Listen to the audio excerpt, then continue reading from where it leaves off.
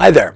Today's cancer myth buster is that when someone has cancer, they should be taking it easy and resting in order to help strengthen their immune system. And I'm going to tell you right up front, that is definitely not true. What we have now is amazing data on all these different ways of stimulating natural killer cells and cytotoxic T lymphocytes to fight disease. And I'm talking not just cancer, but actually kill bacteria, viruses, parasites, all kinds of different pathogens that people might have.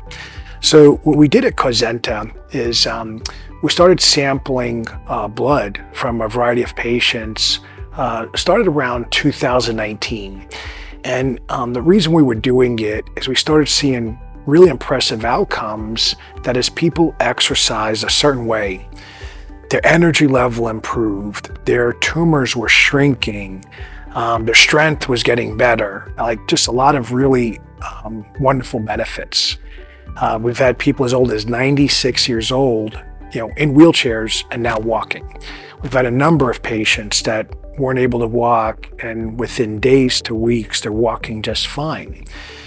At that point, we had the outcomes, but we didn't have all the data back yet from their blood work. And along that time, we started getting the ability to measure what's called lymphocyte subset fractions, and we started getting the ability to measure what's called a plasma microbiome analysis. So basically, we can measure different types of cells that fight cancer, and we're also able to measure different types of organisms in the blood. And the way I was educated in medical school was that people shouldn't have bacteria in their blood. And many medical textbooks today say that.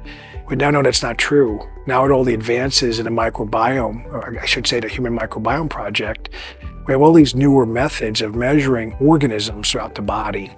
And we're starting to see is that bacteria can come through the skin, meaning like you have a scratch or an abrasion, like a cut. Bacteria can go through the mouth, and bacteria can go from the digestive tract. And basically, there's openings in these barriers, and the bacteria or the organisms get through those openings into the blood. And they start to travel around the body. In some cases, they could actually go inside of red blood cells or white blood cells. And at first, when I was getting exposed to some of this information, it was very puzzling to me because it was kind of the opposite of what I learned in school. And as I started talking to more and more experts, we started realizing is that when you exercise, you stimulate immune cells to leave your spleen and basically go out and destroy all the junk that's in your blood. When you exercise, any bacteria that are inside of your cells, like inside of immune cells or inside of red blood cell, they actually come out. And so we've got really good findings where people have different organisms in their blood. And then after exercise protocols that we develop, there's no evidence of those organisms. And even when we test them 3 months later, still no evidence of those organisms. Now, there isn't really a technology to measure cancer cells like with real-time analytics. So I can't count how many cancer cells you have in your body, do a treatment, and then count them again to see if there's a decrease. So I don't have that direct hardcore evidence everybody wishes they could have. What I do have is that over time, I have PET scans, CT scans, MRIs, showing that the burden of cancer is decreasing. Now, what's really, really exciting and fascinating is at the same time, cancer levels going down in people's bodies, they're also looking younger. Their mental function, their cognitive function is improving dramatically. Their strength is improving dramatically. I've had patients discharge that came in that were very weak. And by the time they left, they were doing 100-pound dumbbell rows.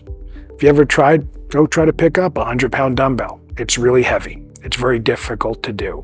I have people doing that 10 times easily with one hand. And these were people that had really advanced cancers that were told, oh, this looks pretty aggressive. You may not beat this. And after we got them exercising and taught them what to do, so now they can do this on their own, not only do they no longer have any evidence of cancer, they're stronger than ever. And people don't even, when they see them, they don't even think they even had cancer because they're so much better and robust. So I hope that this Cancer Myth Buster was informative. Hope it puts your mind at ease of should you be working out or not? You definitely should be working out.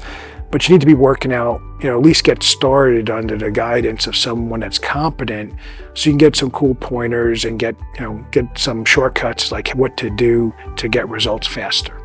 And I hope you give us a call or sign up for our web forums at causenta.com and let us know how you're doing, and maybe stop by and get a free tour, because there's a lot of really cool stuff that we have to offer.